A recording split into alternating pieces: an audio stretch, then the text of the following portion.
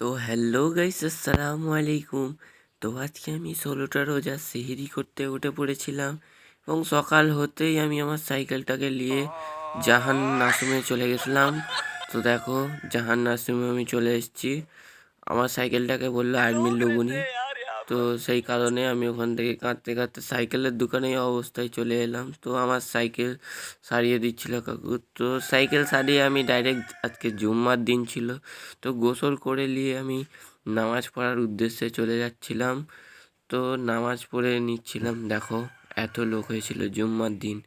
তো জুম্মার দিন তো আর এত লোকই হয়। তো আমি আমার একটা দাদুর সাথে মজা করছিলাম, আমি আর সেই দাঁড়িয়েছিলাম। তো আসারের আজান দিয়ে দিয়েছিল, তো আমি আজান দিয়ে শুনছিলাম। এবং তো তারপর আসরের নামাজ পড়ে সব কমপ্লিট করে ফল কাটা সব কমপ্লিট করে আজান দিচ্ছিল, ইফতার খুলে নিলাম এবং নামাজ পড়ে আমি ব্লগটা শেষ করলাম।